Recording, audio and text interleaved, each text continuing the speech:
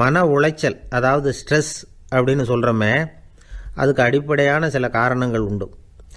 அதாவது மிகையாக திட்டமிடுதல் அப்படிங்கிறதும் ஒரு முக்கியமான காரணம். நடைமுறை சாத்தியம் என்னங்கிறத மனசில் வச்சுக்கிட்டு எந்த திட்டத்தையும் தீட்டணும், அப்போ தான் அது சரியாக வரும். ரெண்டாவது காரணம் என்ன தெரியுமா? ஒரே நேரத்தில் பல்வேறு செயல்களில் ஈடுபடுறது. தொலைபேசியில் பேசிக்கிட்டே கையில் இருக்கிற கடிதத்தை படிச்சுக்கிட்டே எதிரில் உட்காந்துக்கிட்டு இருக்கிறவருக்கும் அப்பப்போ பதில் சொல்லிக்கிட்டு மனசில் பல்வேறு சிந்தனைகளை அப்படியே ஓட விட்டுக்கிட்டு இருக்கிறது, இதுவும் மன அழுத்தத்தை உண்டாக்குது. மூணாவது காரணம், எதிலேயும் வெற்றி மட்டும் எதிர்பார்க்குற ஒருதலைப்பட்சமான ஆர்வம்.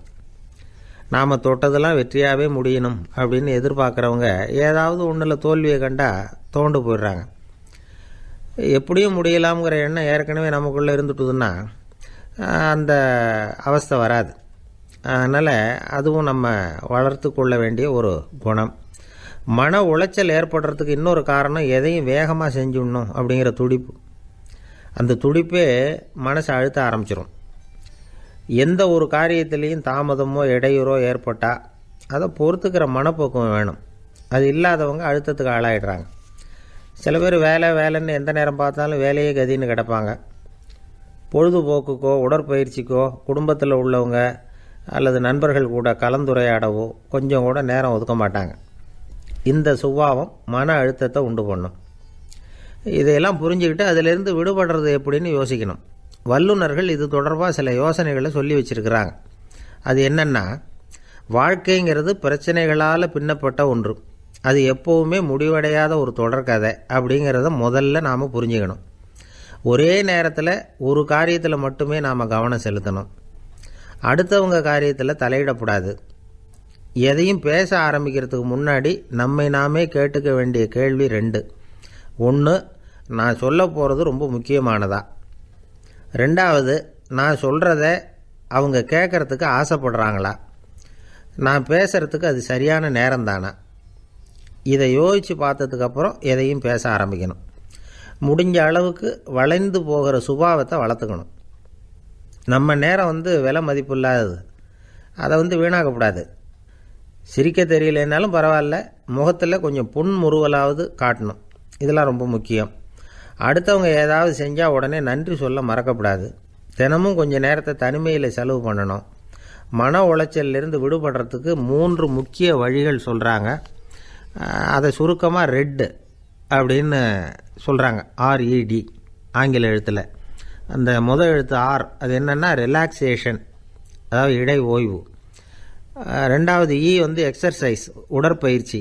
3வது டயட், திட்டமிட்ட உணவு முறை. அதனால் தியானம், மூச்சு பயிற்சி இதெல்லாம் இந்த இடை ஓய்வுக்கு வழிகள்.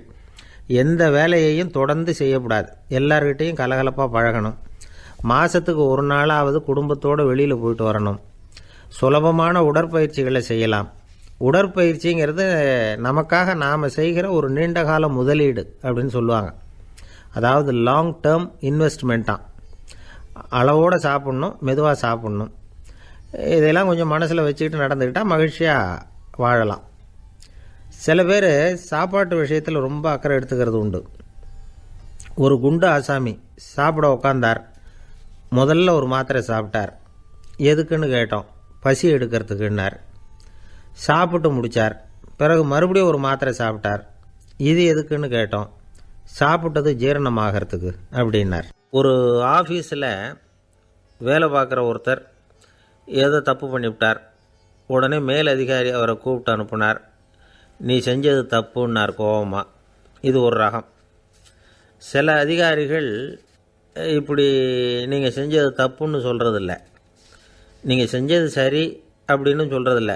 எப்படி சொல்லுவாங்கன்னா, நீங்கள் செஞ்சது சரியில்லைன்னு நான் நினைக்கிறேன் அப்படின்னு சொல்லுவாங்களாம். அதாவது சில பேர் நீங்கள் செஞ்சது தப்புங்கிறாங்க, அதையே மாற்றி சொல்கிறாரு இவர், நீங்கள் செஞ்சது சரியில்லைன்னு நினைக்கிறேன். இது ரெண்டும் அர்த்தம் ஒன்று தான், இருந்தாலும் வார்த்தைகள் வித்தியாசம். நிர்வாக திறமை இல்லாத ஒரு அதிகாரி யூ ஆர் ராங் அப்படின்னு சொல்லுவாராம். நிர்வாக திறமை உள்ள அதிகாரியாக இருந்தால் அதையே கொஞ்சம் மாற்றி I think you are not correct அப்படிம்பாரான்.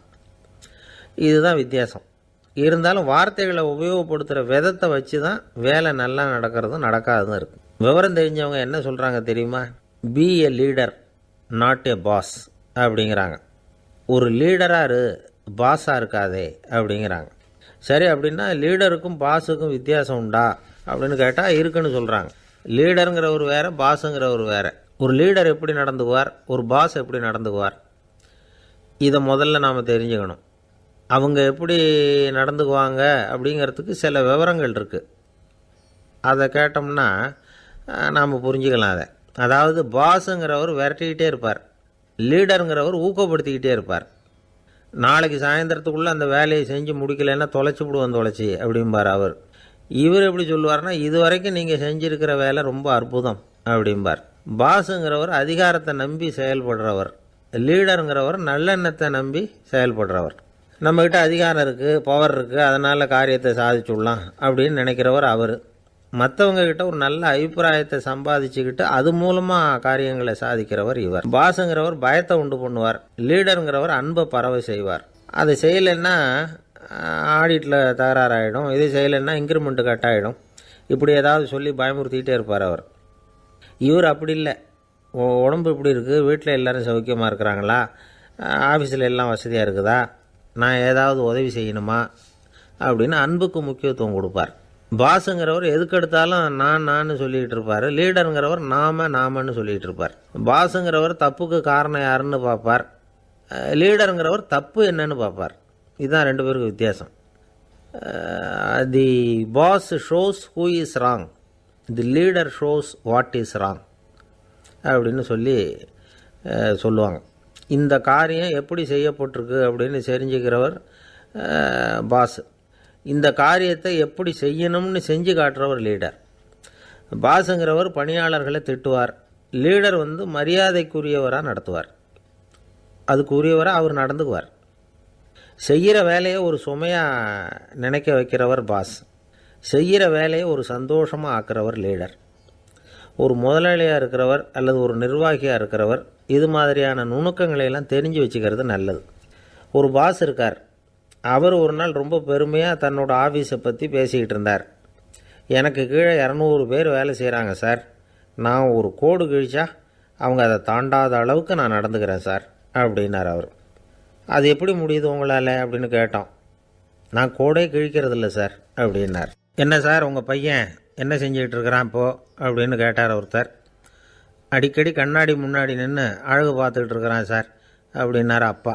இளம் பருவம் இப்படி தான் இருக்கும், அதையெல்லாம் சாதாரணமாக நினச்சிடாதீங்க அப்படின்னார் அவர். என்ன சார் சொல்கிறீங்க, கண்ணாடி முன்னாடி நின்றுக்கிட்டு நேரத்தை வீணாக்கிக்கிட்டு இருக்கான், அதை ஒரு பெரிய விஷயமாக நான் நினைக்கணுமா அப்படின்னார் இவர். இளம் பருவத்தில் இளைஞர்களுக்கும் சின்ன பொண்ணுங்களுக்கும் அடிக்கடி கண்ணாடியில் பார்க்கணும்னு தோணும். அது வெறுமனே அழகு பார்க்குறது மட்டும் இல்லை, அவங்க தங்களையே தேடி கண்டுபிடிக்கிற ஒரு முயற்சி அது. இது ஒரு மனோதத்துவ விளைவு. இது வரைக்கும் சின்ன பிள்ளையாக இருந்துட்டோம், இனிமேல் நாமளும் மற்றவங்க மாதிரி மனிதர்கள் தான் அப்படிங்கிற உணர்வு அவங்களுக்கு வருது. தங்களோட முகம் எப்படி இருக்குது, அழகு எப்படி இருக்குது, உடம்பு நேரம் எப்படி இருக்குது, முடி எப்படி இருக்குது அப்படிங்கிறதையெல்லாம் கண்டுபிடிக்கிறாங்க. அதுக்கப்புறம் இன்னொரு ஆணோ பொண்ணோ தன்னை கவனிக்கணும் அப்படின்னு நினைக்கிறாங்க. இதெல்லாம் மனோதத்துவ உண்மைகள், இதெல்லாம் இயற்கை. இதை பார்த்துட்டு பெற்றவங்க பிள்ளைங்க கெட்டு போட்டாங்க அப்படின்னு நினைக்கக்கூடாது, அவங்கள திட்டிக்கிட்டே இருக்கக்கூடாது. இன்றைக்கி பல குடும்பங்களில் இதுதான் நடந்துக்கிட்டு இருக்குது. மனுஷ வாழ்க்கையிலேயே இப்படியும் இல்லாத அப்படியும் இல்லாத ஒரு பருவம் இளம் பருவம். 13லேருந்து 19 வயசுக்கு உட்பட்ட ஆண்கள் பெண்கள் இந்த வகையை சேர்ந்தவங்க, டீனேஜ் குரூப். இவங்கள சின்னவங்கன்னு நினச்சிட முடியாது, பெரியவங்கன்னு நினச்சிட முடியாது. இவங்க ரொம்ப சென்சிட்டிவ். சமூகம் நினச்சா இவங்களை நல்லவங்களாகவும் ஆக்கலாம், கெட்டவங்களாகவும் ஆக்கலாம். கொஞ்சம் அக்கறை எடுத்துக்கிட்டால் பெரிய பெரிய மேதைகளையும் விஞ்ஞானிகளையும் உருவாக்கலாம். ஆனால் நடக்கிறது என்ன தெரியுமா, அநேகமாக இவங்களை யாருமே சரியாக புரிஞ்சுக்கிறது இல்லை, இவங்களை சரியாக நடத்துறதும் இல்லை. இது வரைக்கும் நாம் சொல்கிறத கேட்டுக்கிட்டு இருந்தான், இப்போல்லாம் அவன் இஷ்டத்துக்கு நடக்க ஆரம்பிச்சுட்டான் அப்படின்னு வருத்தப்படுற பெற்றோர்கள் அதிகம். இது வருத்தப்படுற விஷயம் இல்லை, சந்தோஷப்பட வேண்டிய விஷயம். உங்கள் புள்ள சொந்தமாக யோசிக்க ஆரம்பிக்கிறதும் நடந்துக்க ஆரம்பிக்கிறதும் ஒரு தப்பான விஷயமா? அவன் கடைசி வரைக்கும் உங்கள் பேச்சையே கேட்டுக்கிட்டு இருக்கணுங்கிறது என்ன நியாயம்? இன்றைக்கி இளைஞர்களை பெரியவங்க தப்பாக புரிஞ்சுக்கிட்டு தவறாக நடத்துறதுனால தான் அவங்களுக்கு வெறுப்பு, எரிச்சல், மனக்கசப்பு எல்லாம் உண்டாகுது. பெற்றவங்க சரியாக மதிக்கிறது இல்லை அப்படிங்கிற ஒரே காரணத்தினாலேயே வீணாக போகிற பிள்ளைங்க இன்றைக்கி அதிகம். சரி, பெற்றவங்களுக்கு இன்றைக்கி என்ன தான் புத்தி சொல்ல வர்றீங்க அப்படின்னு கேட்குறீங்களா? நாம் எதையும் சொல்ல வரல, ஆனால் அது சம்பந்தமான சில நிபுணர்கள் சொல்லியிருக்கிறத உங்கள் காதில் போட்டு வைக்கலாம். அது என்னென்னா, பிள்ளைங்க கிட்ட அன்பு செலுத்துங்க. குழந்தையாக இருந்தப்போ எவ்வளவு பாசமாக இருந்தீங்க, வளர வளர அதை ஏன் குறைச்சிக்கிறீங்க? பெற்றவங்களின் அன்பான வார்த்தைகளுக்கு ஏங்குறவங்க தான் இன்றைய இளைஞர்கள். அவங்க எதை சொன்னாலும் அதை அக்கறையாக காது கொடுத்து கேளுங்க, அலட்சியப்படுத்தாதீங்க. அவங்க விரும்புகிறது உங்கள்கிட்டேருந்து ஒரு மதிப்பு, மரியாதை, அங்கீகாரம், இவ்வளவுதான். அவங்க அவங்களாவே முடிவுகள் எடுக்கட்டும், அதுக்கு நீங்கள் உதவியாக இருங்க, அது போதும். மற்றவங்க முன்னாடி, முக்கியமாக அவங்க நண்பர்கள் முன்னாடி அவங்கள பற்றி மட்டமாக பேசாதீங்க. அவங்கக்கிட்ட பொய் சொல்லக்கூடாது. நீங்கள் சொன்னது பொய்ன்னு தெரிஞ்சு போச்சுன்னா உங்கள் பேரில் அவங்களுக்கு இருக்கிற மதிப்பு போயிடும், நம்பிக்கை போயிடும். அவங்களுக்கு முன்னாடி நீங்கள் சண்டை போடக்கூடாது. உங்கள் பிள்ளைய எப்பவும் இன்னொரு பிள்ளையோட ஒப்பிட்டு பேசுகிற வேலையே வேணாம். கூட பிறந்த மற்றவங்களோட கூட ஒப்பிடக்கூடாது. இப்படி செஞ்சால் அவன் உங்ககிட்டையும் பிரியமாக இருக்க மாட்டான், அவங்ககிட்டையும் பிரியமாக இருக்க மாட்டான். புள்ளை எங்கே போகிறான், என்ன பண்ணுறான் அப்படின்லாம் துப்பறிஞ்சிக்கிட்டு இருக்கக்கூடாது. இளைஞர்கள் தனிமையை விரும்புகிறவங்க. அவங்கள பெட்டியில் வச்சு மூடி பாதுகாக்கணும்னு நினைக்கக்கூடாது. அவங்கள எப்படி பாதுகாக்கிறது அப்படிங்கிறது அவங்களுக்கே தெரியும்.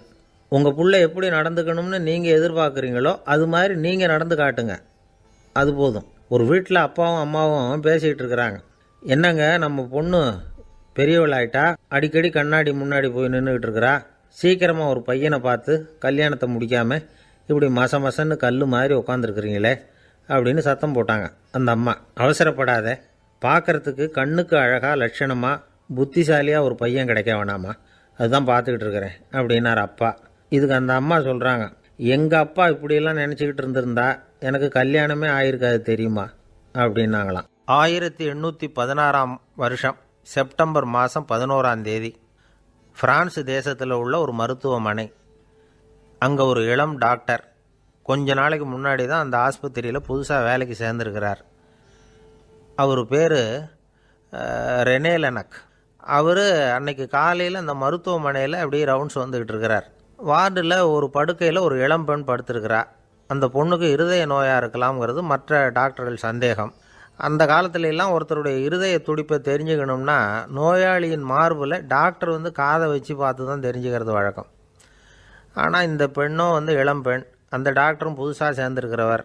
அதனால் பரிசோதனை பண்ண தயங்கினார். கொஞ்ச நேரம் யோசனை பண்ணார். திடீர்னு ஒரு ஞாபகம் வந்தது அவருக்கு. அதாவது அன்றைக்கி விடியற் காலையில் தோட்டத்தில் அப்படி வாக்கிங் போயிட்டு இருந்தப்போ சின்ன பசங்கள்லாம் ஒரு மரக்கட்டையை வச்சு விளையாடிக்கிட்டு இருந்தாங்களாம். அதை இவர் பார்த்துருக்கிறார். அது என்ன விளையாட்டுனா, ஒரு நீளமான மரப்பலகை, அதில் ஒரு முனையில் ஒரு பையன் தன்னுடைய காதை வச்சுக்கிட்டு இருக்கிறான், மறுமுனையில் இன்னொரு பையன் அந்த மரப்பலகையை ஒரு ஆணியால் கீறிக்கிட்டு இருக்கிறான். ஒரு முனையில் ஆணியால் கீறும் பொழுது மறுமுனையில் காதை வச்சிருக்கிற பையனுக்கு அந்த சத்தம் துல்லியமாக கேட்குது. அந்த டாக்டருக்கு காலையில் பார்த்த இந்த விளையாட்டு ஞாபகத்துக்கு வந்துட்டுது. உடனே என்ன பண்ணார் தெரியுமா? ஒரு நீளமான காகிதத்தை எடுத்தார். அதை அப்படியே உருளை மாதிரி உருட்டினார். ஒரு முனையை அந்த நோயாளியின் மார்பில் இடது பக்கம் வச்சார், இன்னொரு முனையில் தன்னுடைய காதை வச்சார். என்ன ஆச்சரியம்! நோயாளியின் மார்பில் நேரடியாக காதை வச்சு கேட்குறத விட துல்லியமாக கேட்டுது இதய துடிப்பு. இதய துடிப்பு மட்டும் இல்லை, மூச்சு இழுத்து விடுறது, திரவ பொருள்களின் அசைவு, எல்லா சத்தமும் தெளிவாக கேட்குது. கிரேக்க மொழியில் ஸ்டெத்தாஸ் அப்படின்னா மார்பு, ஸ்கோப்பின் அப்படின்னா பார்ப்பதுன்னு அர்த்தம். அதனால் டாக்டர் ரெனே லெனக் தான் கண்டுபிடிச்ச கருவிக்கு ஸ்டெத்தஸ்கோப் அப்படின்னு பேர் வச்சார். அவரே முதல் மாடலையும் செஞ்சார். அளவு ரொம்ப பெருசாக இருந்தது, சுலபமாக எடுத்துகிட்டு போகிறது கஷ்டம், அது அவ்வளோ கஷ்டமாக இருந்தது அது. அதனால் அவரே அதை அப்புறம் 2 பிரிவாக தயார் பண்ணார். இது 2 துண்டையும் டாக்டர் தன்னோட கோட்டு பாக்கெட்டில் வச்சுக்கலாம், தேவைப்படுறப்ப எடுத்து ஒன்றா சேர்த்துக்கலாம். இப்படி தான் அவர் ஆரம்பத்தில் பண்ணார். தன்னுடைய இந்த கண்டுபிடிப்பை பற்றி அவர் ஒரு புத்தகம் எழுதினார். நிறைய விற்றுது, புகழும் பணமும் சேர்ந்தது. பணமும் புகழும் சேர்ந்தது மாதிரியே அவருக்கு ஒரு நோயும் சேர்ந்தது. அது என்ன நோயின்னு கண்டுபிடிக்கிறதுக்கும் அவர் கண்டுபிடிச்ச கருவி தான் உபயோகப்பட்டு தான். அவரே அதை கண்டுபிடிச்சார். அவருக்கு வந்திருந்தது காச நோய். 1826 வருஷம் ஆகஸ்ட் மாதம் 13 உலகத்தின் முதல் ஸ்டெதஸ்கோப்பை கண்டுபிடிச்ச டாக்டர் ரெனே லெனக் காலமானார். அவர் சாகிறதுக்கு முன்னாடி மரத்தால் செஞ்சு வச்சுருந்த ஸ்டெதஸ்கோப்பை தனக்கு வேண்டியப்பட்ட ஒரு டாக்டர்கிட்ட கொடுத்து, என்னுடைய சொத்துக்கள்லேயே ரொம்ப வசந்தது அப்படின்னு சொன்னாராம். அதுக்கப்புறம் 3 வெள்ளைக்காரங்க சேர்ந்து இந்த கருவியில் சில மாற்றங்களை பண்ணாங்க.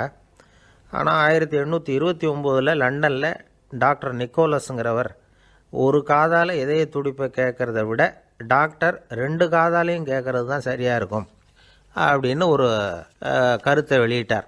அதுக்கப்புறம் ரொம்ப காலம் கழித்து 1852 ஜார்ஜ் காமான் அப்படிங்கிறவர் ரப்பர் டியூப்களை உபயோகப்படுத்தி 2 காதாலையும் கேட்குற மாதிரி ஒரு புதிய வடிவத்தை அதுக்கு கொடுத்தார். அதுக்கு பிறகு அது படிப்படியாக எவ்வளவோ மாற்றங்கள் இருந்தாலும் ஆரம்பத்தில் டாக்டர் ரெனேல் எனக்கு உருவாக்கின அடிப்படை மாடலை யாரும் மாற்றி அமைக்கலைங்கிறது தான் முக்கியமான விஷயம். நமக்கு தெரிஞ்ச ஒரு ஆஸ்பத்திரி, அதில் ஒரு நோயாளி, காலை நேரத்தில் நர்ஸு அந்த பக்கமாக போயிட்டு இருந்தாங்க. அதை பார்த்துட்டு ஒரு நர்ஸுன்னு கத்துறார். நர்ஸு அவசரமாக ஓடி வந்து என்ன விஷயம்னு கேட்டாங்க.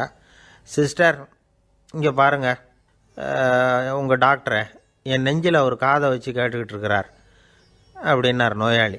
சிஸ்டர் பதட்டப்படாமல், அதனால் என்ன, இந்த டாக்டர் பழமையான விஷயங்களில் ரொம்ப நம்பிக்கை உள்ளவர், அதனால் ஸ்டெதாஸ்கோப்பை உபயோகப்படுத்தாமல் காதை வச்சு கேட்குறார், அது ஒன்றும் தப்பு இல்லை அப்படின்னாங்களாம். ஐயோ, அதுக்காக இல்லை சிஸ்டர், இவர் என் நெஞ்சு மேலே தலையை வச்சது நேற்று ராத்திரி 9 மணி, இப்போ விடிஞ்சு போச்சு, இன்னமும் தலையை எடுக்கவே இல்லை, அதுக்காக தான் சந்தேகப்பட்டு உங்களை கூப்பிட்றேன். யோசிச்சு பார்த்தா பணம்னு சொல்லலாமா? இப்போ கையில் காசு இல்லாதவங்ககிட்ட ஒரு 10 ரூபாயை கொடுத்தா அது அவனுக்கு சந்தோஷத்தை கொடுக்கும். ஏற்கனவே வருமான வரி பிரச்சனையில் சிக்கி இருக்கிறவர்கிட்ட இன்னும் கொஞ்சம் பணம் இந்தாங்கன்னு சொல்லி கொடுத்தோம்னா அது அவருக்கு சங்கடத்தை தான் கொடுக்கும். அதனால் அந்த கேள்விக்கு பணங்கிறது பொருத்தமான பதிலாக இருக்க முடியாது. கேள்வி என்னென்னா, இந்த உலகத்தில் எல்லாருக்கும் மகிழ்ச்சி தரக்கூடிய ஒரு பொருள் எது? சரி, இனிப்புன்னு சொல்லலாமா? ஏன்னா எல்லாருக்கும் இனிக்க தானே செய்யும். அதுலேயும் ஒரு சிக்கல் இருக்குது. சர்க்கரை வியாதிக்காரங்களுக்கு அது என்ன சந்தோஷத்தையாக கொடுக்கும்? ஆக எல்லாருக்கும் வேறுபாடு எதுவும் இல்லாமல் மகிழ்ச்சியை கொடுக்கக்கூடியது வேறு ஏதோ ஒன்று இருக்குது. அது என்னன்னு கண்டுபிடிக்கணும். அதுதான் இன்றைக்கி தகவல். இப்போ அதை கண்டுபிடிக்கணும்னா இந்த கதையை கேட்கணும். அது என்ன கதைன்னா, ஒரு ஊரில் ஒரு ராஜா இருந்தார். அவருக்கும் இதே சந்தேகம் வந்துட்டுது. அதாவது எல்லாருக்கும் இன்பம் தரக்கூடிய பொருள் எது அப்படின்னு. இதுக்கு பதில் தெரிஞ்சுக்கிறதுக்கு ஆசைப்பட்டார். சரி, அதுக்கு என்ன செய்யலாம்னு யோசனை பண்ணார். நாட்டு மக்களுக்கு பகிரங்கமாக ஒரு அறிவிப்பு கொடுத்தார். நம்ம நாட்டு மக்கள் இன்பம் தரக்கூடிய பொருள் எதுன்னு நினைக்கிறாங்களோ அதை கொண்டுக்கிட்டு வந்து அரண்மனையில் உள்ள கண்காட்சி மண்டபத்தில் வைக்கலாம். அப்படி அவங்க வைக்கிற பொருள்களில் எது எல்லாருக்கும் இன்பம் தரக்கூடியதாக இருக்குமோ அதை வச்சவருக்கு 1000 பொற்காசுகள் பரிசு அப்படின்னு அறிவிப்பு கொடுத்துட்டார். ஜனங்கள் இந்த அறிவிப்பை கேட்டாங்க. அதுக்கப்புறம் சும்மா இருப்பாங்களா? 1000 பொற்காசுன்னா சும்மாவா? அவங்க கையில் என்னென்ன கிடைச்சதோ அதையெல்லாம் கொண்டாந்து அரண்மனை காட்சி மண்டபத்தில் வச்சுட்டாங்க. அதுக்கப்புறமா ராஜா அங்கே வந்தார். ஒவ்வொன்றா பார்த்துக்கிட்டே வந்தார்.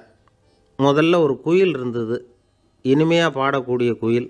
இந்த குயிலோட இன்னிசை எல்லாருக்கும் இன்பம் தரக்கூடியது தான். இருந்தாலும் காது கேட்காதவங்களுக்கு இந்த இசை எப்படி இன்பம் தர முடியும்? அதனால் இது சரியில்லைன்னு விட்டார். அடுத்தபடியாக போனார். அங்கே என்ன வச்சுருக்குறாங்கன்னு பார்த்தா ஒரு அழகான மயில் அங்கே தோகை விரித்து ஆடிக்கிட்டு இருக்குது. இந்த மயிலோட ஆட்டம் மனசுக்கு இன்பம் தரக்கூடியது தான். இருந்தாலும் பார்வை இல்லாதவங்க இந்த ஆட்டத்தை பார்த்து ரசிக்க முடியுமா? முடியாது. அதனால் இதுவும் சரியில்லை அப்படின்னு சொல்லிவிட்டார். அதுக்கு அடுத்தபடியாக போனார். பல வகையான இனிப்பு பண்டங்களை வச்சுருந்தாங்க. பார்த்தார், வயசானவங்களுக்கும் நோயாளிகளுக்கும் இது இன்பம் தராது, துன்பம் தான் கொடுக்கும் அப்படின்னார். இப்படி ஒவ்வொன்றா பார்த்துக்கிட்டே போகிறார். அழகான மலர்கள், கனிகள், ஓவியங்கள் எதுவுமே பொருத்தமாக தெரியல. சகல பேருக்கும் இன்பம் தரக்கூடிய வகையில் எதுவும் இல்லை. கடைசியாக வந்தார். அங்கே ஒரு களிமண் பொம்மை இருந்தது. அது என்ன பொம்மை தெரியுமா? பசியால் வாடி இருக்கிற ஒருத்தருக்கு ஒரு அம்மா இனிமையாக பேசிக்கிட்டு சோறு போடுறது மாதிரி அந்த பொம்மையை செஞ்சுருந்தாங்க. அதுக்கு கீழே அன்பு அப்படின்னு எழுதியிருந்துதான். ராஜா பளிச்சுன்னு ஒரு முடிவுக்கு வந்தார். அந்த பொம்மையை செஞ்ச சிற்பியை வரவழைச்சார், பரிசு கொடுத்தார். அன்பு ஒன்று தான் எல்லாருக்கும் இன்பம் அளிக்கக்கூடிய பொருள்.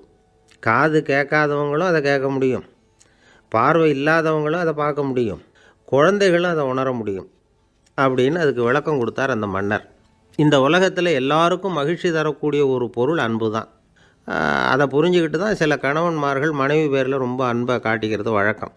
ஒரு வீட்டு வாசப்படி பக்கமாக மழைக்கு ஒதுங்கினார் ஒருத்தர். மழை தூரிக்கிட்டு இருந்தது, இருட்டு நேரம். அந்த வீட்டில் இருந்தவர், இன்றைக்கி ராத்திரி வேணும்னா இங்கேயே தங்கிட்டு காலையில் போங்க அப்படின்னார். உடனே இவர் சொன்னார், ரொம்ப நன்றிங்க, ஒரு 10 நிமிஷத்தில் இதை வந்துவிடுறேன் அப்படின்னு சொல்லிவிட்டு எங்கேயோ ஓடினார். 10 நிமிஷம் கழித்து திரும்பி வந்தார். ஆமாம், எங்கே போயிட்டு வந்தீங்கன்னு கேட்டார் வீட்டில் இருந்தவர். நேராக எங்கள் வீட்டுக்கு போய் மனைவி கிட்ட இன்றைக்கி ராத்திரி இங்கேயே தங்கிக்கிறேன்னு சொல்லிவிட்டு வந்துட்டேன் அப்படின்னார் அவர். அன்பில் இது ஒரு ரகம். ஆசைப்படுறதுல தப்பு இல்லை, ஆனால் அந்த ஆசை தேவைக்கு தகுந்த மாதிரி இருக்கணும். தேவைக்கு மீறிய ஆசைகள் இருக்குது பாருங்கள், அது தேவையில்லை. இந்த கருத்தை வலியுறுத்தது மாதிரி ஒரு கதை உண்டு. தேவேந்திரனுக்கு திடீர்னு வீடு கட்டணும்னு ஒரு ஆசை வந்து தான். வீடுன்னா நாம் கட்டுற மாதிரி இல்லை. தேவேந்திரன் வீடுன்னா சும்மாவா, ஒரு பிரம்மாண்டமான அரண்மனை கட்டணும். அது மாதிரி இந்த 3 லோகத்துலேயும் ஒரு அரண்மனை கிடையாது அப்படின்னு எல்லாரும் சொல்லணும். இது அவனோட ஆசை. உடனே தேவ தச்சரான விஸ்வகர்மாவை கூப்பிட்டான், உத்தரவு போட்டான். விஸ்வகர்மா தன்னுடைய உதவியாளர்களை எல்லாம் கூப்பிட்டு ஒன்றா சேர்த்துக்கிட்டார். படாத பாடுபட்டு ஒரு பெரிய அரண்மனையை கட்டி முடித்தார். கட்டி முடிக்க 1000 வருஷம் ஆச்சு. தேவேந்திரன் வந்து பார்க்குறான். அவனுக்கு திருப்தி ஏற்படலை. என்னுடைய அந்தஸ்துக்கு இது ரொம்ப சாதாரணமான கட்டிடம், இதை விட இன்னும் பெருசாக கட்டு அப்படின்னா. தேவ தச்சர் திணறி போயிட்டார். அவரால் அதுக்கு மேலே எதுவும் செய்ய முடியல. என்ன பண்ணுறதுன்னு யோசனை பண்ணார். நேராக நாரதர் காலில் போய் விழுந்தார். நீங்கள் தான் என்னை இந்த பிரச்சனையிலேருந்து காப்பாற்றணும்னார். நாரதர் யோசனை பண்ணார். சரி கவலைப்படாதேன்னார். நேராக இந்திரன்கிட்ட போனார். இந்திரன் வந்து நாரதரை பார்த்த உடனே வாங்கன்னு கூட்டிகிட்டு போய் அரண்மனையை காட்டினான். இது மாதிரி ஒரு அரண்மனையை நீங்கள் வேறு எங்கேயாவது பார்த்துருக்குறீங்களா அப்படின்னு ரொம்ப பெருமையாக கேட்டான். நான் பார்த்ததில்லை, ஆனால் என்னை விட வயசில் மூத்தவர் மகரிஷி லோமேசர், அவர் ஒரு வேளை பார்த்துருக்கிறாரா என்னமோ அப்படின்னார். உடனே அவரை மனசில் நினச்சி தியானம் பண்ணினார். அடுத்த கணம் லோமேசர் அங்கே வந்தார். இடையில் ஒரு சின்ன துண்டு, கையில் ஒரு கமண்டலம், தலையில் ஒரு பாய், அவ்வளவுதான் அவர்கிட்ட இருந்தது.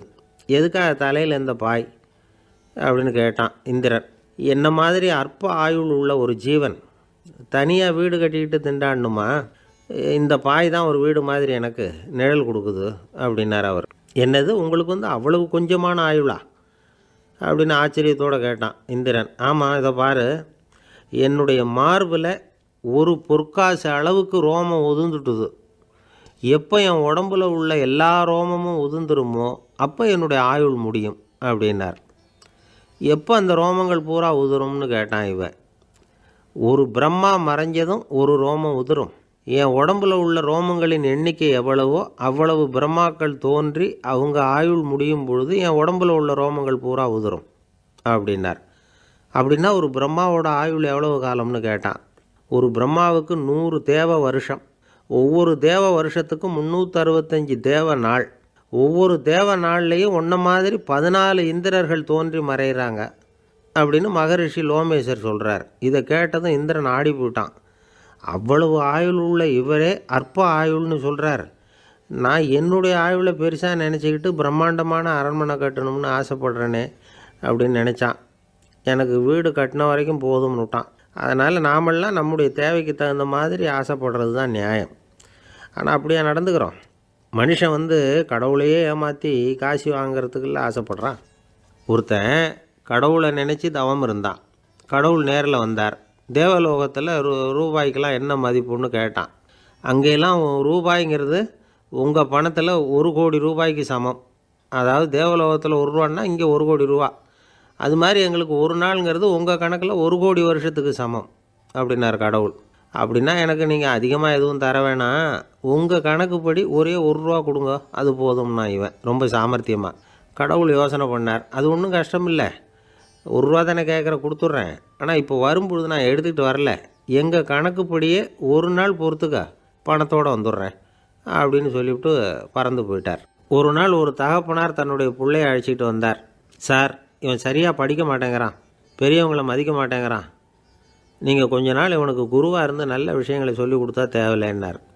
பெரியவங்களையும் மதிக்காதவன் எப்படி என்ன மதிக்க போகிறான் அப்படிங்கிறது நமக்கு யோசனை வரும் இல்லையா? வேணாங்க, என்னை விட்டுருங்க அப்படின்னோம். அவர் விட மாட்டேன்னு விட்டார். இல்லைன்னா அவரே சிஷ்யன் ஆகிடுவார் போல இருந்தது. சரி, வேறு வழி இல்லாமல் அந்த பையனையே என்னுடைய சைடை நான் ஏற்றுக்கிட்டு உபதேசமெல்லாம் பண்ண ஆரம்பித்தோம்.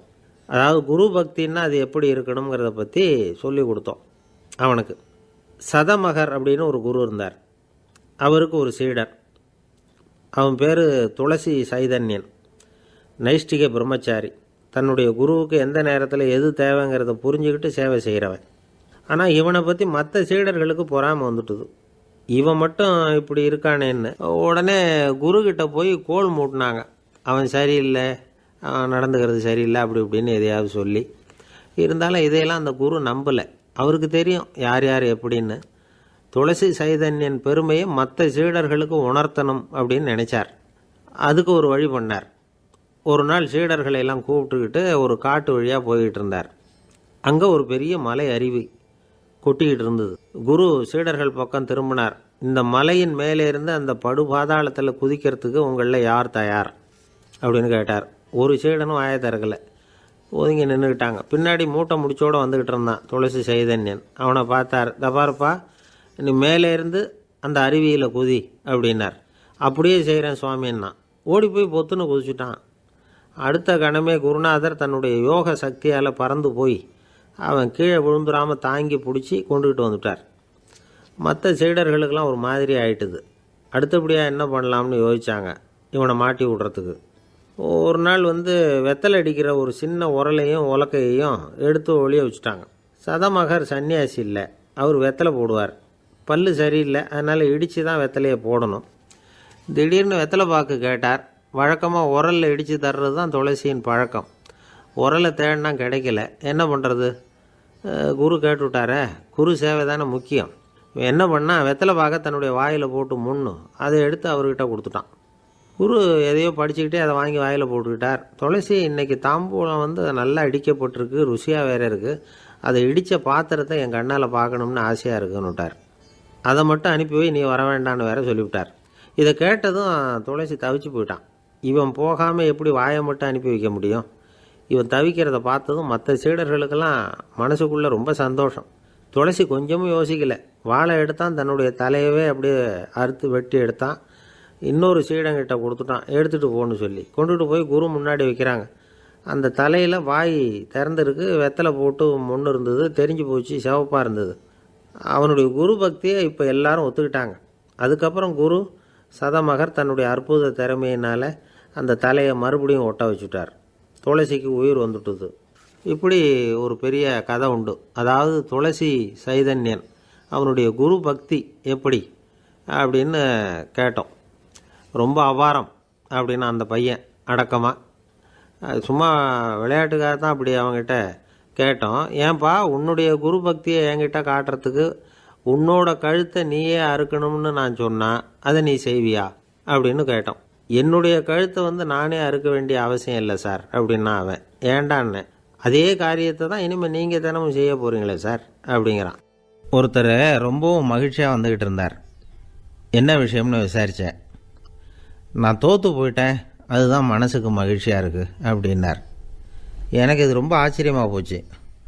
இந்த உலகத்தில் தோற்று போகிறவங்க யாரும் மகிழ்ச்சியாக இருக்கிறதில்ல. அப்படி இருக்கிறப்ப இவர் இப்படி சொல்கிறாரே, எங்கே தோற்று போனீங்கன்னு கேட்டேன். அதுக்கப்புறம் தான் அவர் விவரமாக சொன்னார். என்னோட 5 வயசு குழந்தையோடு நான் விளையாடிக்கிட்டு இருந்தேன். அந்த விளையாட்டில் என் குழந்தை ஜெயிச்சு விட்டுது, நான் தோற்று போயிட்டேன் அப்படின்னார் ரொம்ப உற்சாகமாக. நான் யோசித்து பார்த்தேன். அதாவது நாம் சின்ன குழந்தையாக இருக்கிறப்போ எந்த விளையாட்டில் கலந்துக்கிட்டாலும் அதில் நாம் தான் ஜெயிக்கணும்னு ஒரு வெறி நமக்குள்ளே இருக்கும். நம்மளை எதிர்த்து விளையாடுறவர் நல்லவரா கெட்டவரா, பெரியவரா சின்னவரா அப்படிங்கிறதெல்லாம் முக்கியம் கிடையாது. அவர் தோற்று போகணும், நாம் ஜெயிக்கணும், அதுதான் முக்கியம். எதிரியை சந்தோஷப்படுத்த விளையாடுகிற கலை அப்போ நமக்கு தெரியறதில்ல. வாழ்க்கையில் ஒரு பக்குவம் வந்ததுக்கு அப்புறம் வெற்றி பெறணுங்கிற மன அழுத்தம் போயிடுது. போட்டியில் ஜெயிக்கணுங்கிறத விட குழந்தையை சந்தோஷப்படுத்தணுங்கிறது முக்கியமாக போச்சு. ஜெயிக்கணுங்கிற வெறி ஓடி போட்டுது. ஒரு குழந்தையாக இருந்தப்போ நம்ம வளர்ச்சிக்கு உதவிய வெறி பெரியவனானதுக்கு பிறகு நமக்கு எதிரியாக மாறுது. அதை சரியான சமயத்தில் நாம் புரிஞ்சுக்கிட்டோம்னா போதும், நாம் பொழைச்சிக்கலாம். ஒவ்வொரு மனுஷனுமே வாழ்க்கையோட அடுத்த கட்ட வளர்ச்சியில் அடி எடுத்து வைக்கிற நேரத்தில் தன்கிட்ட இருந்து ஏதோ ஒரு குணத்தை அல்லது தன் குணம் இருந்த ஏதோ ஒரு உறவை நாம் இழக்கத்தான் வேண்டியிருக்குது. ஒரு கட்டம் வரைக்கும் உதவியாக இருந்த குணம் அடுத்த கட்டத்துக்கு தடையாக கூட மாறிடலாம். இந்த பரிமாண மாற்றத்துக்கு உள்ளாகிற ஒவ்வொருத்தரும் பிரத்யட்சமாக இதை உணர்றாங்க. ஆனால் பல பேர் எப்படின்னா பழசை திறந்துவிட்டு புதிய கொள்கைகளை உருவாக்கிக்கிறதுக்கு இஷ்டம் இல்லாமல் இருந்துவிடுறாங்க, அல்லது அப்படி செய்ய முடியாமல் தவிக்கிறாங்க. இதையெல்லாம் மீறி அந்த பழசை திறந்துட்டா அதை இழந்ததால் உண்டாகிற மன அழுத்தம் சில காலத்துக்கு வருத்திக்கிட்டு தான் இருக்கும், வேறு வழி இல்லை. ஆரோக்கியமான ஒரு முன்னேற்றத்துக்காக அந்த மன அழுத்தத்தை தாங்கிக்கத்தான் வேணும் அப்படிங்கிறாரு அந்த உலக புகழ்பெற்ற மேதை ஒருத்தர், இந்த ஸ்காட் பெக் அப்படிங்கிறவர். பிறந்த நாள் முதல் இதுதான் சரி அப்படின்னு கற்பிக்கப்பட்டு வந்த ஒவ்வொரு தத்துவத்தையும் தங்களுடைய வளர்ச்சிக்கு தகுந்த மாதிரி மாற்றி அர்த்தப்படுத்தி கொள்ள முடியாமல் வாழ்க்கை சூழலில் அப்படியே அரைப்பட்டு தூளாகிறவர்கள் தான் ரொம்ப தவிக்கிறாங்களாம். இதுதான் அவருடைய கருத்து. பெரும்பாலும் மனிதர்களுடைய நடுத்தர வயசில், அதாவது 30 தாண்டுகிற சமயத்தில் தான் இந்த தவிப்பு உண்டாகுதான். இதை தான் மேற்கத்திய நாடுகளில் அடிக்கடி மிட் லைஃப் கிரைசிஸ் அப்படின்னு சொல்கிறாங்க. அப்பப்போ பழசையெல்லாம் தொலைச்சி விட்டு புதுசாக பிறக்கிறதுக்கு கற்றுக்கணும். ஒவ்வொரு நிமிஷத்தையும் அந்த நிமிஷத்துக்கு ஏற்ற சித்தாந்தம் கொண்டவர்களாக சந்திப்போம் அப்படிங்கிறார் அந்த உளவியல் நிபுணர். இப்படி பழகிக்கிட்டால் வாழ்க்கை இன்பமயம், இல்லைன்னா தவிப்பு மயம்தான். பழசை தொலைக்க முடியாதவர்களில் எத்தனையோ பேர் உண்டு, எத்தனையோ ரகம் உண்டு. அதில் வேடிக்கையான நண்பர்களும் உண்டு. ஒருத்தர் நண்பர் வீட்டுக்கு போனார். அவர் ஏதோ இனிப்பு பலகாரம் கொடுத்து சாப்பிட சொல்லியிருக்கிறாங்க அவங்க வீட்டில். இவர் சாப்பிட்டு பார்த்துட்டு சொன்னாராம், சார் 6 மாதத்துக்கு முன்னாடி ஒரு தடவை இங்கே வந்தேன், அப்போது ஒரு இனிப்பு பலகாரம் கொடுத்தீங்க, அது இதை விட நல்லா இருந்தது சார் அப்படின்னாராம். அப்போ செஞ்ச அதே இனிப்பு பலகாரம் தான் சார் இதுவும் அப்படின்னாராம் அவர். இயேசுநாதர்கிட்ட ஒருத்தர் கேட்டாராம், இயேசுவே என்னை எவ்வளவு நேசிக்கிறீர்கள் அப்படின்னு. அவர் தன்னுடைய 2 கைகளையும் அகல விரித்து இவ்வளவு என்று சொல்லி சிலுவையில் உயிர் நீத்தார் அப்படின்னு சொல்லுவாங்க. அதாவது அந்த நேசிப்புக்கு எல்லை கிடையாது, அதே போல் மன்னிப்புக்கும் எல்லை கிடையாது. இது இயேசுநாதர் சொல்லி கொடுத்த ஒரு பாடம். இயேசுனுடைய சீடர்களில் ஒருத்தன் பீட்டர், அவன் ஒரு நாள் இயேசுநாதர்கிட்ட கேட்டிருக்கான், இயேசுவே நான் என்னுடைய தம்பிக்கிட்ட அடிக்கடி சண்டை போட்டுக்கிட்டு இருக்கிறேன், என்னுடைய சகோதரன் கூட, அவனை நான் எத்தனை தடவை மன்னிக்கிறது? ஏற்கனவே 7 தடவை அவனை மன்னிச்சுட்டேன் அப்படின்னு சொல்லியிருக்கிறான். அப்போது இயேசு சொன்னாராம், மன்னிக்கிறதுக்கு எத்தனை தடவைங்கிற கணக்கெல்லாம் கிடையாது. எத்தனை தடவை உன்னுடைய சகோதரன் உன்னை கோபப்படுத்துகிறானோ அத்தனை தடவை நீ மன்னிக்கிறதுக்கும் தயாராக இருக்கணும், அதுதான் அப்படின்னு சொன்னாராம். அப்போ இவனுக்கு ஒன்றும் புரியல, இது என்ன அவன் தப்பு பண்ணிக்கிட்டே இருப்பான், நாம் மன்னிச்சுக்கிட்டே இருக்கிறதா அப்படிங்கிறது மாதிரி குழப்பமாக இருந்திருக்கிறான். அப்போது இயேசுநாதர் தன்னுடைய சீடன் பீட்டர்கிட்ட ஒரு கதை சொன்னாராம்.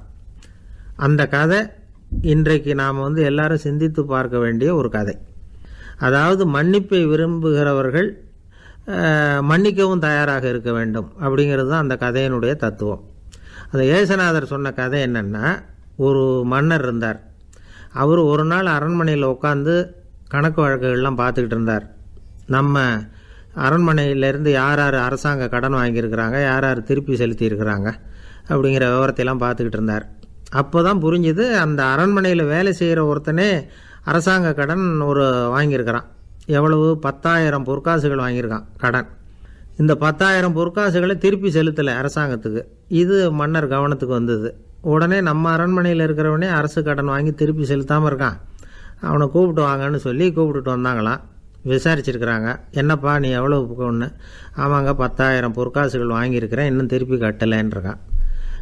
உடனே அவர் மன்னர் சொல்லியிருக்கிறார், நம்ம சட்டத்திட்டப்படி நீ உடனே பணத்தை திருப்பி கட்டிடு, அப்படி உன்னால் கட்ட முடியலன்னா உன்னுடைய வீடு வாசல் சொத்து சுகம் எல்லாத்தையும் விற்று அந்த பணத்தை அரசு கருவூலத்தில் சேர்த்துக்கிறதுக்கு நானே ஏற்பாடு பண்ணிடுறேன் அப்படின்னு அந்த மன்னர் சொன்னாராம்.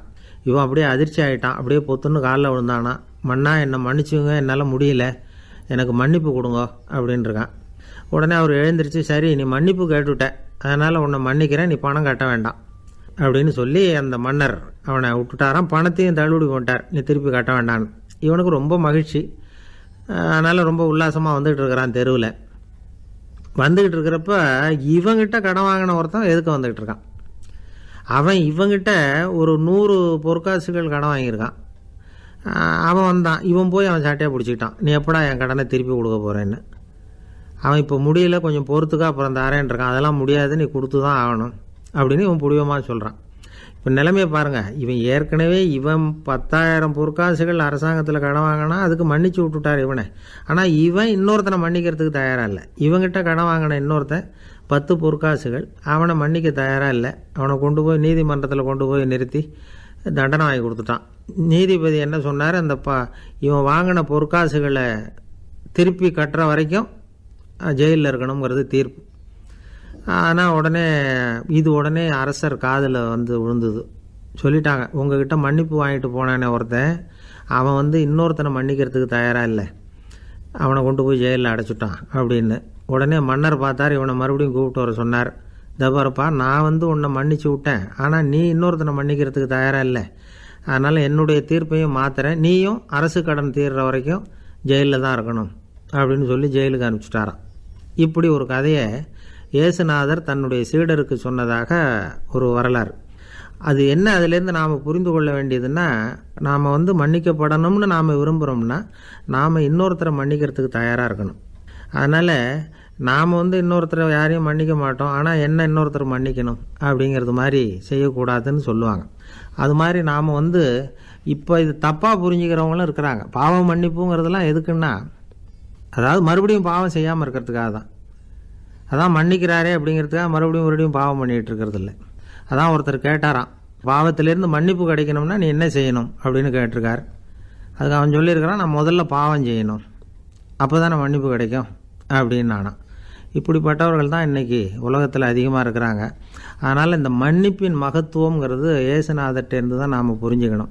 அந்த இயேசு சொன்ன அந்த மன்னிக்கிற மனோபாவம் இருந்தால் இன்றைக்கி உலகம் பூராவும் அமைதி பூங்காவாக இருக்கும். அதில் ஒன்றும் ஆச்சரியமே இல்லை, அதில் ஒன்றும் சந்தேகமும் இல்லை. அதனால் மன்னிக்கிற மனோபாவத்தை நாம் எல்லாரும் நமக்குள்ளே வளர்த்து கொள்ள வேண்டும் அப்படிங்கிறது தான் நாம் இன்றைக்கு எல்லோரும் சிந்தித்து பார்க்க வேண்டிய ஒரு செய்தி. ஒரு வயசான அம்மா தெரு வழியாக போயிட்டு இருந்தாங்க. அவங்க கையில் எண்ணத்தையோ வச்சுக்கிட்டு அதை அடிக்கடி பார்த்துக்கிட்டே இருந்தாங்க.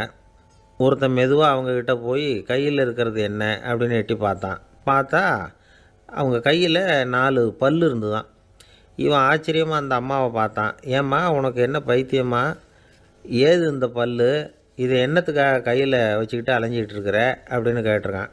அதுக்கு அந்த அம்மா விவரம் சொல்ல ஆரம்பித்தாங்களாம். இதை பாருப்பா, எனக்கு ஒரு மகன் இருந்தான், அவனை ரொம்ப செல்லமாக வளர்த்தேன். அவனை தரையிலேயே நடக்க விடுறதில்ல, எப்பவும் தூக்கி வச்சுக்கிட்டு இருப்பேன். அவன் நல்லா பெரியவனாகி பள்ளிக்கூடம் போகிறப்ப கூட அவன் புஸ்தக மூட்டையை நான் தான் சுமந்துக்கிட்டு போவேன். பார்க்குறவங்க கூட கேலி பண்ணுவாங்க, ஏம்மா படிக்க போகிறது நீயா உன் பிள்ளையான்னு கேட்பாங்க. அவன் இன்றைக்கி எவ்வளோ பெரிய மனுஷன் ஆகிட்டான், வெளிநாட்டில் பெரிய உத்தியோகத்தில் இருக்கான். சமீபத்தில் இங்கே வந்துட்டு போனான். ஒரு நாள் ஏதோ கோபத்தில் என்ன அரைஞ்சுட்டான். அப்போ இந்த 4 பல்லும் கீழே விழுந்துட்டுது. இன்னமும் கூட விழுந்திருக்கும், ஆனால் பல்லு தான் இல்லை. என் புள்ள அரைஞ்சதுனால விழுந்த பல்லு இல்லையா அது, அதனால் இதை எப்பவும் என் கையிலேயே வச்சுக்கிட்டு ஆசையோடு பார்த்துக்கிட்டு இருக்கிறேன். அவன் தான் வெளிநாட்டுக்கு போட்டான், அவனை பார்க்க முடியாத ஏக்கத்தை நான் இந்த பல்லை பார்த்து போக்கிக்கிறேன் அப்படின்னு நாங்களாம் அந்த அம்மா. இந்த கதை எதுக்காகன்னா, தாய் அன்பு அப்படிங்கிறது எப்படிப்பட்டதுங்கிறத புரிஞ்சுக்கிறதுக்காக. கல்யாணம் ஆனதுக்கப்புறம் தாயை மறந்து விடுறவங்க எத்தனை பேர் இந்த உலகத்தில், அவங்க காதில் வேணுங்கிறதுக்காக தான் இந்த தகவல். ஆனால் ஒரு விஷயம் மட்டும் நல்லா புரிஞ்சுக்கணும், தாயை மதிக்க தெரிஞ்சவங்க தான் இன்றைக்கி வந்து வாழ்க்கையில் எல்லா விதத்துலேயும் முன்னுக்கு வந்திருக்கிறாங்க. வேணும்னா விசாரித்து பார்த்துங்க. இன்னொரு அம்மா இருந்தாங்க, அவங்க தினமும் ஒரு கோயிலுக்கு வருவாங்க. சாமியை பார்த்து, கடவுளே நான் இறந்து போனால் நரகத்துக்கு போகணும் அப்படின்னு வேண்டிக்குவாங்களாம். எல்லோரும் சொர்க்கத்துக்கு போகணும்னு தானே கடவுள்கிட்ட வேண்டிக்குவாங்க. இந்த அம்மா தினம் வந்து நான் நரகத்துக்கு போகணும் அப்படின்னு வேண்டிக்கிறாங்க. அங்கேருந்து அர்ச்சகருக்கு இது சந்தேகம். ஒரு நாள் அதை நேரடியாகவே அவங்கக்கிட்ட கேட்டுவிட்டார். அதுக்கு அந்த அம்மா பதில் சொன்னாங்களாம், ஐயா, எனக்கு கல்யாணம் ஆகி ரொம்ப நாள் வரைக்கும் குழந்தை பாக்கியம் இல்லாமல் இருந்தது. கோயில் குளம் எல்லாம் சுற்றி வந்தேன். ரொம்ப நாள் கழித்து ஒரு குழந்தை பிறந்தது, ஆண் குழந்தை. அவனை நான் ரொம்ப செல்லம் கொடுத்து வளர்த்தேன். அதோட விளைவு என்ன ஆச்சுன்னா, அவன் ரொம்ப மோசமாக ஆகிட்டான். கெட்ட பழக்க வழக்கம்லாம் கற்றுக்கிட்டான். அவன் இறந்து போனால் நிச்சயம் அவனுக்கு நரகம்தான் கிடைக்கும். அந்த அளவுக்கு கெட்டவன் அவன். அப்படிப்பட்ட காரியங்கள்லாம் பண்ணிகிட்ருக்கான், எனக்கு தெரியும். இவனுக்காக நரகத்தில் கூட யாரும் தயவு காட்ட மாட்டாங்க, தாட்சண்யம் காட்ட மாட்டாங்க. அதனால் இவனுக்கு முந்தி நான் இறந்து நரகத்துக்கு போயிட்டா அங்கே இவனை கவனிச்சிக்கலாமே, இவனுக்கு பணிவிடை செய்யலாமேன்னு பார்க்குறேன் அப்படின்னு நாங்களாம். அதனால தான் நான் நரகத்துக்கு போகணும்னு தினம் ஆண்டவனை வேண்டிகிட்டு இருக்கிறேன் அப்படின்னு கண்கலங்கி அந்த அம்மா சொன்னாங்களாம். அதுதான் தாய் உள்ளம்ங்கிறது. தாயின் பெருமையை வந்து சரியாக உணர்ந்துட்டா அவங்களுக்கு எப்பவும் எந்த கஷ்டமும் வராது. இது ஏதோ உபதேசத்துக்காக சொல்கிற வார்த்தை இல்லை, உண்மையான வார்த்தை. இந்த விவரத்தையெல்லாம் நண்பர் ஒருத்தர்கிட்ட சொல்லிக்கிட்டு இருந்தேன். அவர் கொஞ்ச நாள் கழித்து என்னை தேடி வந்தார். அவர் கையிலேயும் 4 பல் வச்சுருந்தார். என்னங்க ஆச்சு, ஏதுங்க இந்த பல் அப்படின்னு விசாரித்தோம்.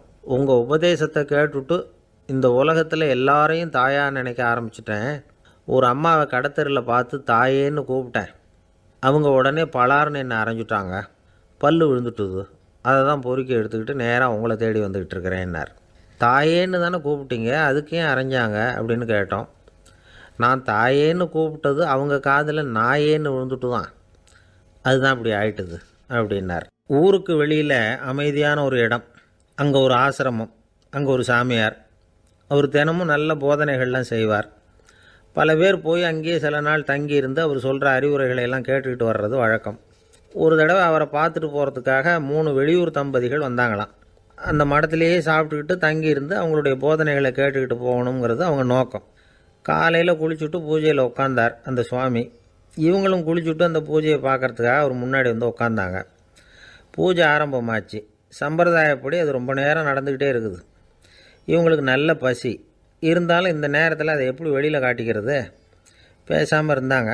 அந்த சுவாமி பூஜையை முடித்தார். அதுக்கப்புறம் பேச ஆரம்பித்தார். பேச்சு அருமையாக தான் இருந்தது, அமிர்தமாக தான் இருந்தது. இருந்தாலும் இவங்களுக்கு இருக்கிற வயிற்று பசி அது சரியாக கவனிக்க விடலை. அந்த சுவாமியே இதை கவனித்ததா தெரியல. இவங்களுக்கு மனசுக்குள்ளே ஒரு எண்ணம், உள்ளே சாப்பாடு தயாராகிட்டு இருக்கும் போல இருக்குது, இந்த பேச்சு முடிஞ்சது நம்மளை உள்ளே அழைச்சிட்டு போய் சாப்பாடு போடுவாங்கன்னு நினைக்கிறோம் அப்படின்னு இவங்களாம் நினச்சிக்கிட்டாங்க. ஆனால் சுவாமி இதை பற்றி எதுவுமே பேசலை, கண்டுக்கலை. ஒரு அம்மாவால் அதுக்கு மேலே சும்மா இருக்க முடியுமா? முடியல. சாப்பாட்டை கவனிக்கலாமா அப்படின்னு சொல்லி மெதுவாக ஆரம்பித்தாங்க. கவனிக்கலாமே அப்படின்னு உள்ளே அழைச்சிட்டு போனார் சுவாமி. இவங்க ரொம்ப அவசரமாக எழுந்திரிச்சு உள்ளே ஓடினாங்க. அங்கே ஒரு மேஜை மேலே ஒரு கிண்ணம் மூடி இருந்தது. இதுதான் சாப்பாட்டு மேஜை போல இருக்குது, இங்கே சாப்பாடு வந்துடும் அப்படின்னு நினச்சாங்க. உடனே போய் சுற்றி உட்காந்துக்கிட்டாங்க. சுவாமி அந்த கிண்ணத்தை எடுத்து அந்த அம்மா கிட்ட கொடுத்தார். அவங்க அதை வாங்கி மூடியை திறந்து பார்க்குறாங்க. உள்ளே ஒரு சாவி இருக்குது. சரிதான், இது சமையலறை சாவி போல் இருக்குது.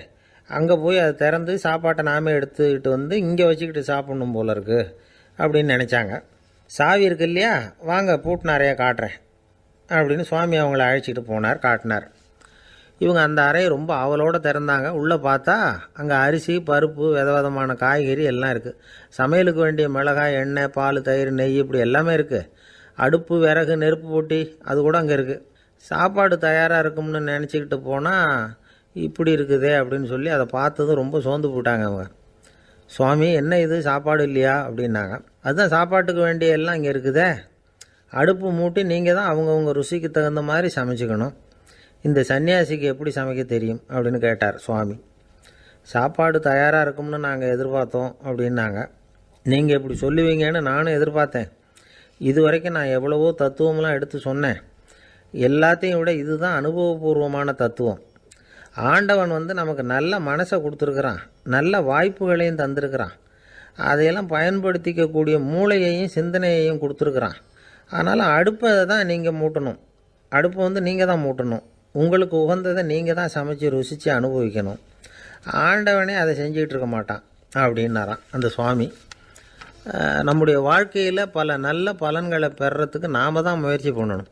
அதுக்குரிய சூழ்நிலையை தான் ஆண்டவன் கொடுப்பானே தவிர அதை விளக்கிறதுக்காக தான் அந்த சுவாமி அப்படி செஞ்சு காட்டியிருக்கிறார். இது ஒரு பெரியவர் இப்படி ஒரு விளக்கம் கொடுத்தார். அதுக்கப்புறம் அந்த 3 தம்பதிகளும் தெளிவடைஞ்சுட்டாங்களாம். நாம் தெளிவடைகிறது எப்போங்கிறது தான் தெரியல அப்படின்னு பல பேர் இதை கேட்டுட்டு சொல்லிகிட்டு இருக்கிறாங்க. இந்த கதையை நம்முடைய நண்பர் ஒருத்தர்கிட்ட சொன்னேன். அந்த நண்பர் ரொம்ப சந்தோஷப்பட்டார். நீங்கள் சொல்கிறது கரெக்டு சார், ஆனால் நான் அதை விட ஒரு படி மேலே சார்.